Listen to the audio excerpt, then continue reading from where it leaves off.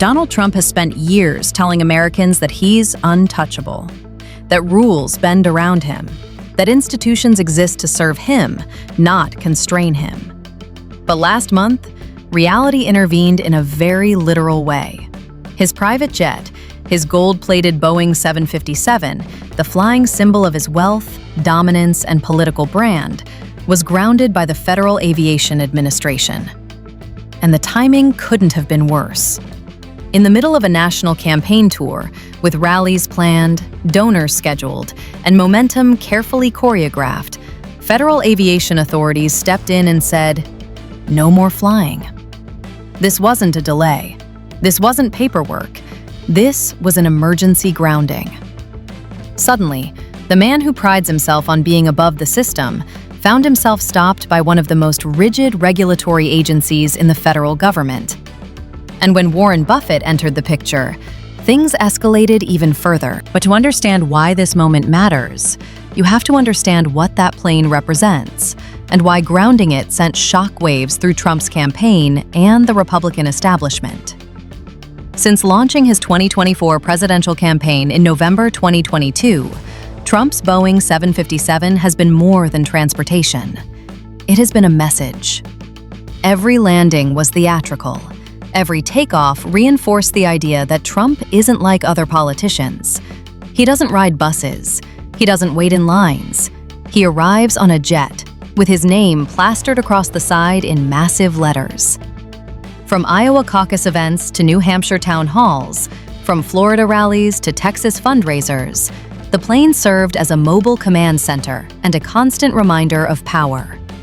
Cameras lingered on it. Supporters cheered its arrival.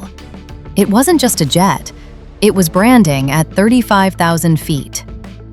Which is why what happened next was so destabilizing. Roughly 3 weeks ago, the FAA issued an emergency flight restriction on Trump's aircraft, citing unresolved safety compliance issues. What initially appeared to be a technical dispute quickly turned into a full-scale aviation crisis. Campaign events were canceled, donor meetings postponed, travel schedules collapsed, advisors scrambled for alternatives, and Trump, who thrives on projecting strength, was suddenly stuck defending why his plane couldn't fly. The FAA, however, made one thing very clear: politics were irrelevant. They weren't interested in Trump's rally schedule.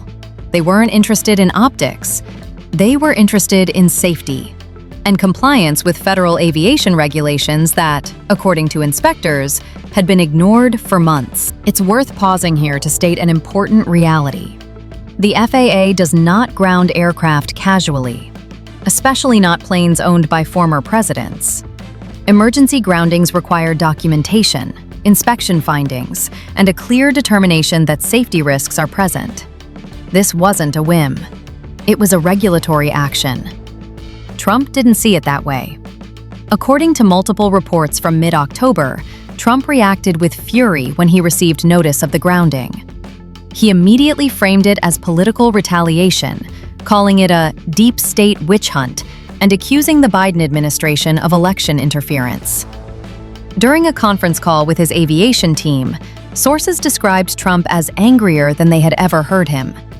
He reportedly demanded immediate solutions, pressured advisors to get the plane back in the air, and rejected the idea that the FAA had legitimate concerns. Soon after, Trump took the fight public. On Truth Social, he posted a series of escalating messages accusing the FAA of corruption, claiming the agency was being weaponized to sabotage his campaign, and insisting that the grounding was proof that federal institutions were out to stop him. For his supporters, this fit a familiar narrative. For his campaign staff, it created panic. Because once Trump framed the FAA as an enemy, the situation stopped being technical and became political. And that raised a terrifying question. If the FAA was willing to ground Trump's plane, what else might they enforce? History offers a clue. Whenever Trump has accused federal agencies of targeting him unfairly, a paper trail has usually followed. The FBI raid on Michael Cohen, the Mar-a-Lago search for classified documents, the criminal case against Alan Weisselberg, Paul Manafort's conviction. Each time Trump cried persecution, Each time, evidence emerged. And now, it was his plane. According to reporting that emerged days later, FAA inspectors conducting a routine review found multiple safety violations. These reportedly included maintenance records that didn't match actual work performed, expired certifications for critical safety equipment, and unauthorized modifications to the aircraft's interior that affected weight distribution.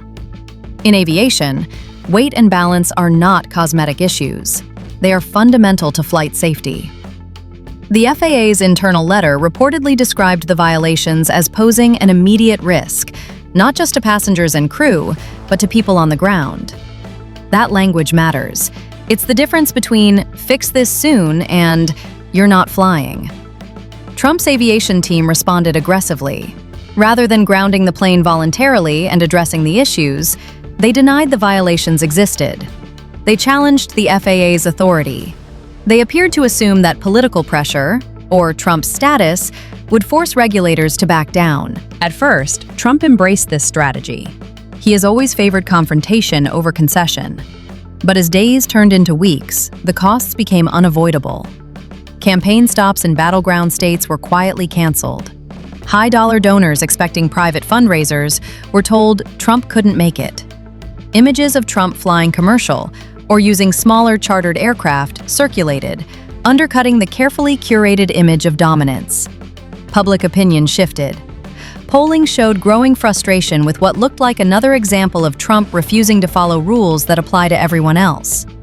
A YouGov poll conducted around October 20th indicated that a clear majority of Americans believed Trump should comply with FAA regulations like any other aircraft owner. That's when Warren Buffett entered the story. Buffett is many things: one of the wealthiest people on Earth, a legendary investor, and a vocal believer in regulatory compliance. His aviation subsidiary, NetJets, has built its reputation on safety and strict adherence to FAA rules. According to sources familiar with the situation, Trump's team began floating the idea of leasing a NetJets aircraft as a workaround. Friendly media outlets hinted that Buffett might step in to help. The implication was clear. If Buffett was involved, the FAA might ease up. It was a massive miscalculation. When Buffett learned that his company's name was being used in connection with Trump's regulatory dispute, he was reportedly furious. From Buffett's perspective, this wasn't politics.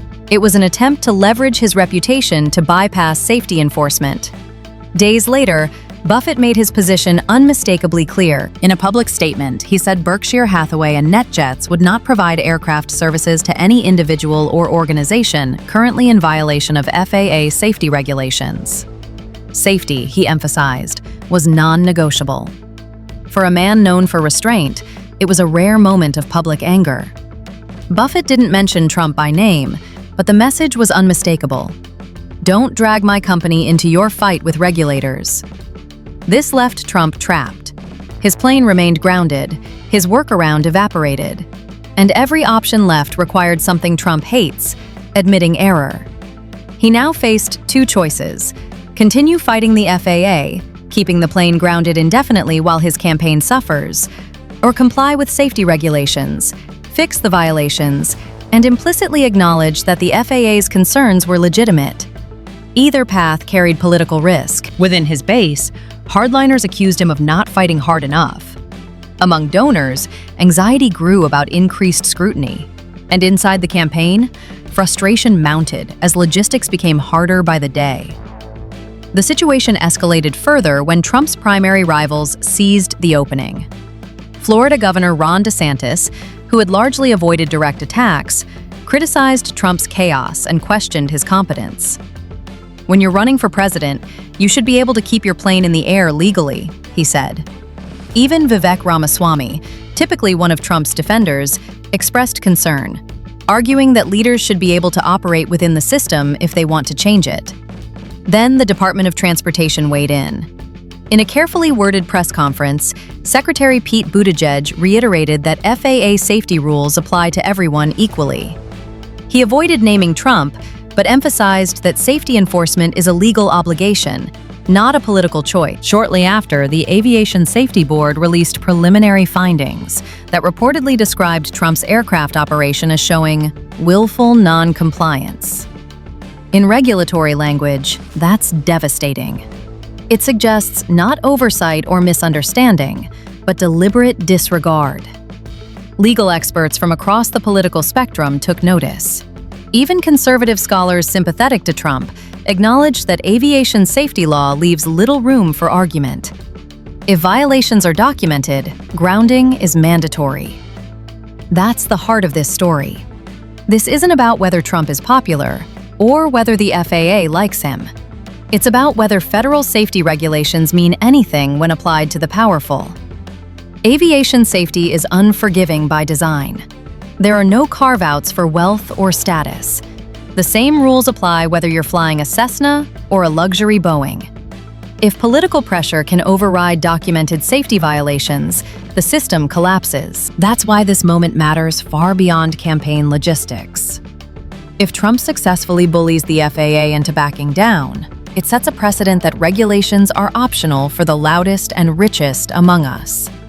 It signals that federal agencies exist to be intimidated, not respected. And those precedents don't disappear when one campaign ends. They shape the behavior of everyone who comes after. As the 2024 election approaches, this episode adds to a growing narrative problem for Trump. Voters may tolerate controversy. They may even tolerate chaos, but they rarely reward dysfunction. The image of a candidate who can't keep his own plane legal while asking to run the federal government is politically damaging, and Democrats are certain to exploit it. He couldn't even follow aviation safety rules. Why trust him with Air Force One? Practically writes itself. For federal agencies, the stakes are just as high. If the FAA enforces the law consistently, it reinforces public trust in safety systems. If it wavers, credibility erodes. This is a test of institutional resilience.